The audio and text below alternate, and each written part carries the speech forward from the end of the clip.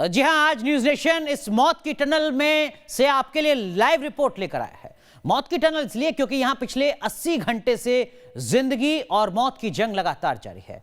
हर गुजरते वक्त के साथ किसी अनहोनी की आशंका बढ़ने लगती है और यही वो टनल है जो इस वक्त आप देख रहे हैं अपनी स्क्रीन पर, जिसमें लगातार रेस्क्यू ऑपरेशन चल रहा है। ये जो टनल है ये काफी लंबी बताई जा रही है और जो जानकारी सामने आई है उसके मुताबिक इस टनल में आगे भी सब टनल हैं। तो देखिए जरा, ये आप टनल देख रहे हैं जहां पर नीचे आपको इस वक्त जो पानी है वो भरा हुआ नजर आता है। दरअसल में पानी से ज्यादा यहां पर मलबा भरा हुआ है बड़ी मात्रा में, और जो मलबा है उसके चलते रेस्क्यू ऑपरेशन में बहुत ज्यादा दिक्कत आ रही है। इस तरीके की लाइट्स वहां पर चलाने की कोशिश की जा रही है ताकि उजाला थोड़ा सा हो सके, चीजें बेहतर तरीके से दिख सकें, लेकिन जो टनल है वो काफी लंबी है और बड़ी मात्रा में वहां पर मलबा इस वक्त भरा हुआ है, जिसके चलते मुश्किलें कहीं ज्यादा, और मुश्किलें इसलिए भी बढ़ रही हैं क्योंकि मौसम विभाग कह रहा है कि उस पूरे इलाके में बारिश हो सकती है। थोड़ी थोड़ी बारिश इस वक्त हो भी रही है। इसका सीधा मतलब यह है कि जो टनल है यहां पर वाटर लेवल और ज्यादा बढ़ सकता है, और अगर वाटर लेवल और ज्यादा बढ़ता है या फिर मलबा और ज्यादा बढ़ता है तो जो तमाम रेस्क्यू एजेंसी हैं उनके सामने मुश्किलें और ज्यादा आ सकती हैं। जाहिर सी बात है इस टनल में एक कदम भी आगे बढ़ाना बेहद मुश्किल है। घुप अंधेरा है और चारों ओर पानी और मलबा है। आप भी सोच रहे होंगे कि आखिर हमने आज के शो को इस मौत की टनल से करने का फैसला क्यों किया। तो इसकी वजह है कि तपोवन टनल में 4 दिन से 30 से ज्यादा फंसे मजदूर, ये वही मजदूर हैं जो 7 फरवरी को आए सैलाब में इस टनल में काम कर रहे थे। 12 मजदूरों की किस्मत अच्छी थी, रेस्क्यू ऑपरेशन के बाद किसी तरह इस टनल से बाहर आ गए, लेकिन बाकी मजदूरों का अब तक कोई सुराग नहीं मिला है। आज हम आपको मौत की सुरंग में जारी ऑपरेशन डार्क टनल की पूरी अपडेट देंगे, लेकिन उससे पहले आपको दिखाते हैं तपोवन के एनटीपीसी के प्रोजेक्ट पर जब रविवार को सैलाब ने दस्तक दी तब वहां का मंजर कैसा था।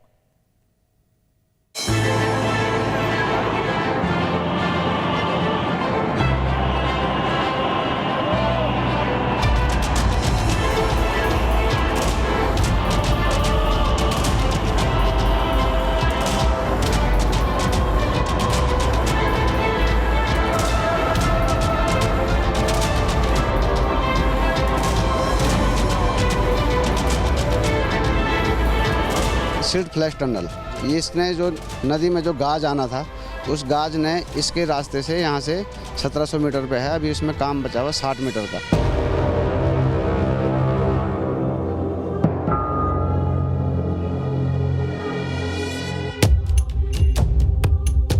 दिक्कत ये है कि जो अभी टनलें पूरी बनी नहीं, तो जो बाहर से मलबा आया, ये मलबा जा करके अंदर फंस गया।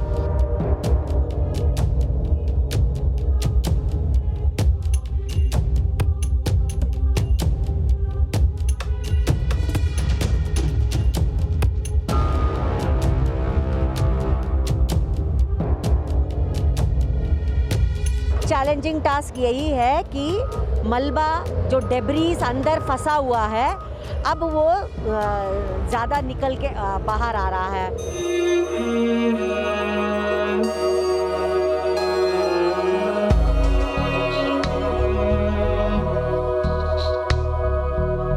अब जो टेक्निकल एक्सपर्ट्स हैं एनटीपीसी के, वो ये कह रहे हैं कि अब थोड़ा रिस्की है, अंदर से पानी का बहुत तेज बहाव हो सकता है। अरे टावर कैम गिर गया, टावर कैम गिर गया था। लेबर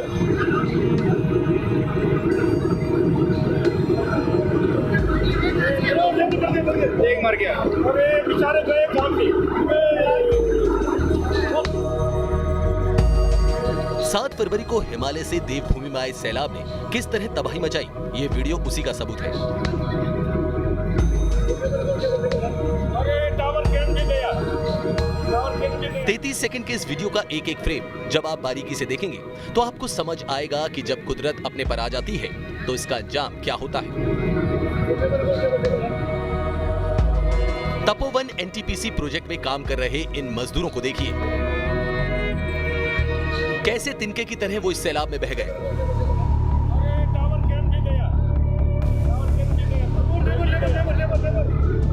अब आपको इस वीडियो का फ्रेम बाय फ्रेम समझाने की कोशिश करते हैं। डैम पर हिमालय से गाद के साथ पानी का अचानक अटैक होता है।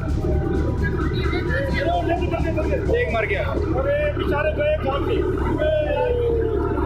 मजदूरों का एक ग्रुप डैम की कई मीटर ऊंची दीवारों पर जान बचाने के लिए सुरक्षित जगह की तलाश में भागते हुए दिखाई देता है। अरे टावर कैन भी गया, टावर कैन भी गया था। लेबर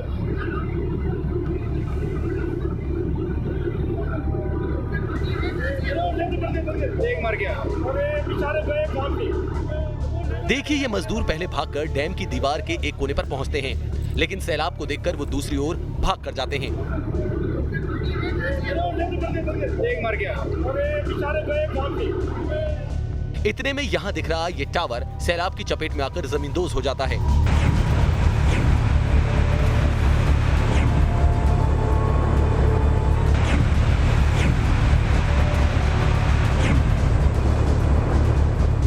मजदूरों का यह ग्रुप एक दूसरे के हाथों को पकड़े हुए डैम की दीवारों पर खड़े हैं। तभी एक बहुत बड़ा सैलाब आता है और यहाँ डैम की दीवारों पर खड़े सभी मजदूरों को अपने साथ बहा ले जाता है।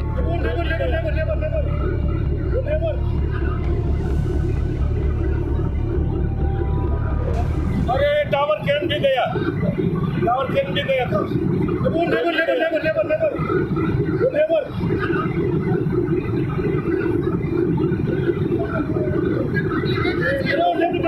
एक मर गया। अरे बेचारे गए काम पे। वीडियो रविवार के तपोवन एनटीपीसी प्रोजेक्ट का है।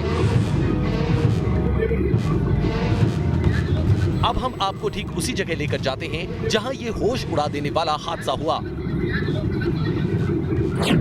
जब धौली गंगा में जो पानी का फ्लो बढ़ा है, जो ग्लेशियर का सैलाब आया, उसके बाद जो डैम, मैं देखिए तपोवन टनल के सामने हूँ कि ये जो चैनल आपको सामने नजर आ रहे हैं, ये वही चैनल है जो आप तस्वीर में देख रहे हैं, जिसके राइट साइड में लोग जान बचाने की कोशिश के लिए भाग रहे हैं। इस चैनल के बाद डैम क्षेत्र है, जिसका जो पूरा सरफेस है वो इस वक्त 20 से 25 फीट मलबे से भरा हुआ है। अधिकारियों का कहना है कि सबसे ज़्यादा लोग यानी 36 लोग अंदर जो एक साइड में है और 3 लोग अलग, यानी 39 लोग जो अंदर हैं, उनसे कहीं ज़्यादा 100 से कहीं ज़्यादा लोग यहाँ पर काम कर रहे थे और वो सब इसके चपेट में आए हैं। तो आप ये समझिए कि जब इसकी खुदाई होगी तो यहाँ ज़्यादा शव बरामद होंगे।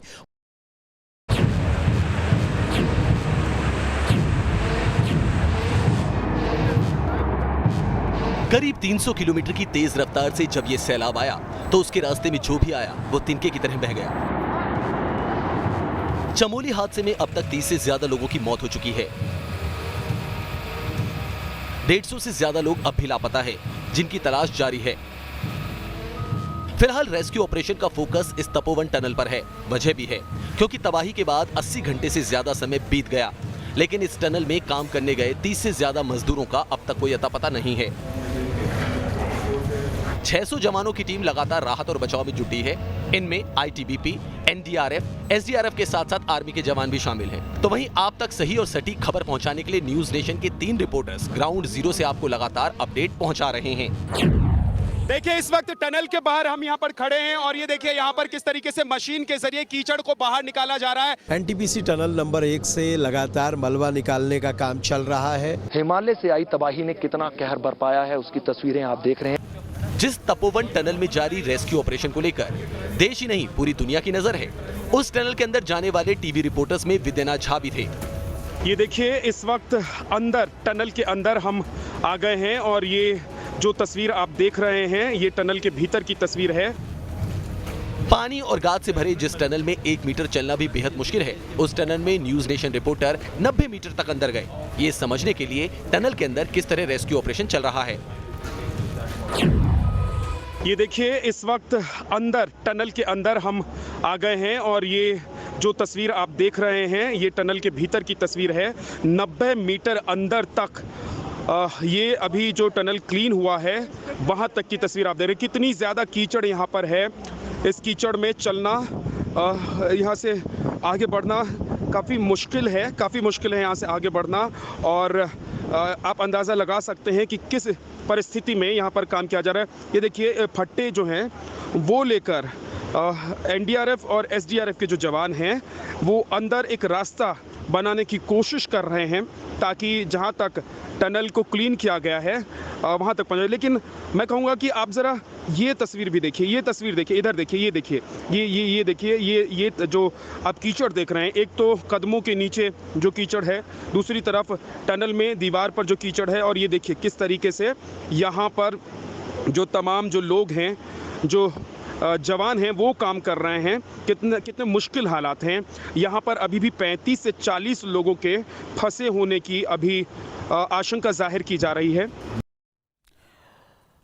तो देखा आपने न्यूज नेशन की टीम तपोवन की जिस टनल में मौजूद है, कुछ इसी तरीके की वो टनल है जो आप देख सकते हैं। अब बड़े हिस्से से जो मलबा है उसको हटा लिया गया है, लाइट्स लगाई गई हैं ताकि जो रेस्क्यू ऑपरेशन है उसमें कुछ आसानी मिल सके, कुछ मदद मिल सके। लेकिन चुनौती अभी भी जस की तस बनी हुई है क्योंकि उन 35 से 40 जो लोग हैं वहां तक रेस्क्यू टीम नहीं पहुंच पा रही है। और उसके पीछे की एक बड़ी वजह जो इस टनल के अंदर मलबा है वो नजर आ रहा है, और बढ़ते वक्त के साथ जो मुश्किलें हैं वो और ज्यादा बढ़ती हुई नजर आ रही हैं। लेकिन इन सब के बीच तपोवन टनल में फंसे मजदूरों को बचाने के लिए जो रेस्क्यू ऑपरेशन जारी है उससे निपटने में क्या कुछ चुनौतियां हैं, ये हम आपको दिखाते हैं।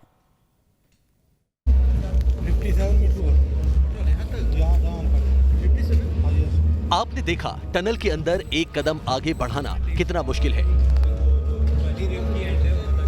बचाव अभियान में लगे अफसरों के मुताबिक सुरंग का डिजाइन काफी जटिल है। आगे रास्ता कैसा है, कहां मोड़ है, कहां ज्यादा पानी है, इसकी उनके पास जानकारी नहीं है। और यही वजह है कि सुरंग के अंदर ड्रोन कैमरे का भी सहारा लिया जा रहा है। लेकिन गाद और पानी की वजह से ड्रोन के ऑपरेशंस में भी परेशानी हो रही है। एनडीआरएफ के जो लोग हैं वो ड्रोन की मदद से डेड बॉडीज तलाशने की कोशिश कर रहे हैं, क्योंकि 100 से ज़्यादा लोग यहीं पर काम कर रहे थे। और जब ये कैजुअलिटी हुई, जब ये सैलाब आया, तो उसके बाद ये लोग इसी क्षेत्र में इस सैलाब में समा गए। अंदर की दिक्कतें क्या हैं जो आप लोगों को लगती हैं अभी तक जो दिक्कतें महसूस कर रहे हैं?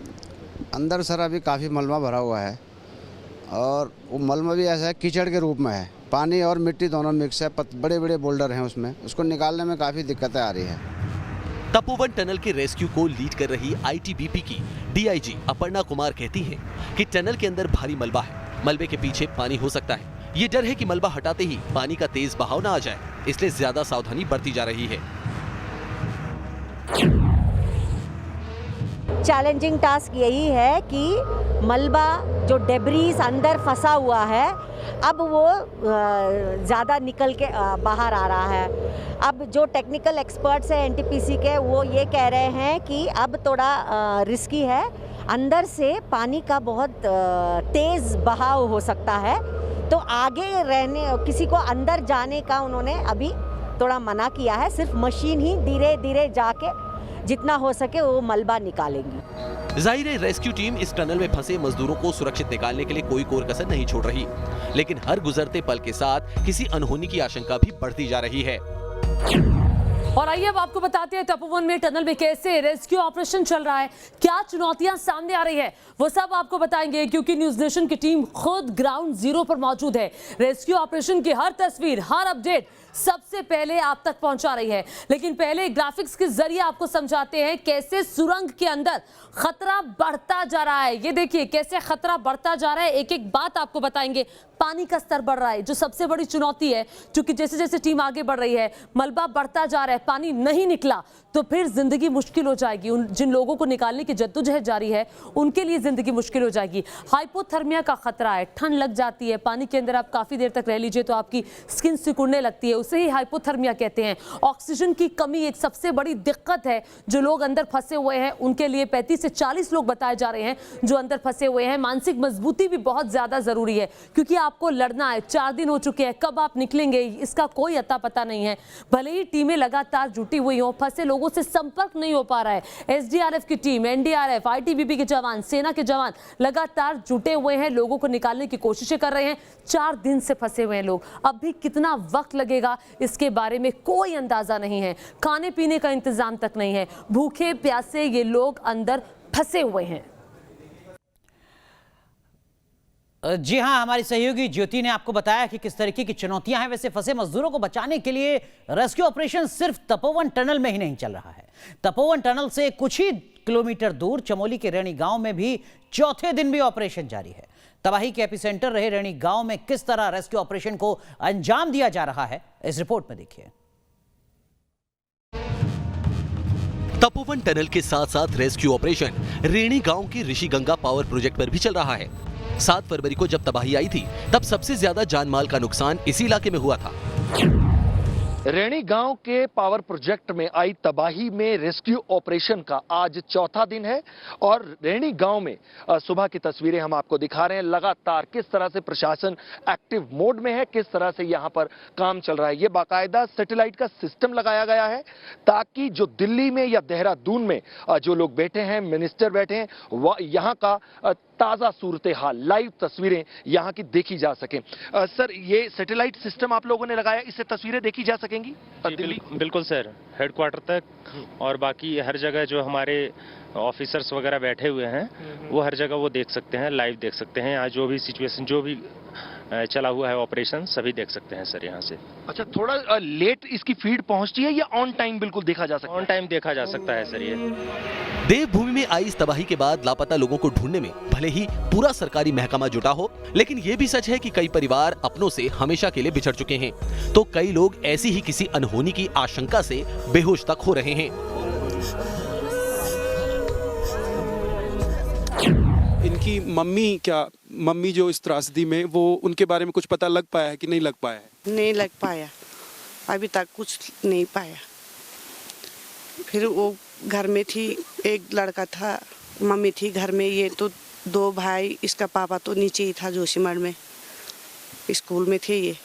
फिर तब तक मम्मी तो चले गई घर में, तब इसको घर पहुंचाने के वो कर रहे हम लोग। संगीता को जो कवि की माताजी थी वो आपकी कौन थी?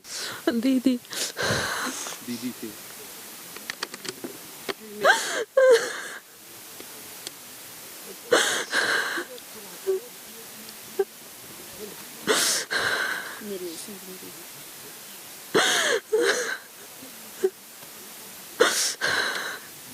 आपकी दीदी के बारे में आप लोगों को कुछ जानकारी मिली है, कुछ बताया है किसी ने?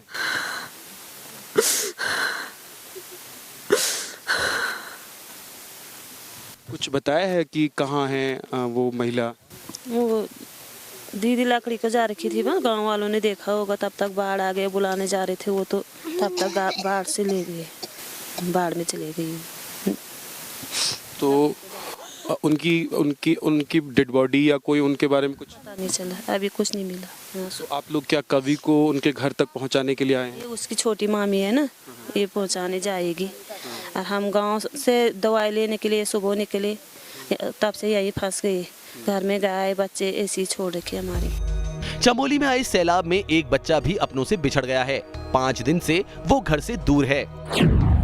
त्रासदी आई है, उसके बाद किस किस तरह की परिस्थिति उत्पन्न हो रही है, क्या क्या हो रहा है, वो आप देखेंगे तो आपके रोंगटे खड़े हो जाएंगे। छोटा सा बच्चा है और ये जब से यहाँ पर ये त्रासदी आई है, जब से पानी ने सब कुछ नेस्तनाबूद कर दिया है, ब्रिज को तोड़ दिया, जो पुल था उसको तोड़ दिया, तो संपर्क टूट गया एक तरफ से दूसरी तरफ जाने का। अब देखिए ये छोटा सा बच्चा है और ये बच्चा 5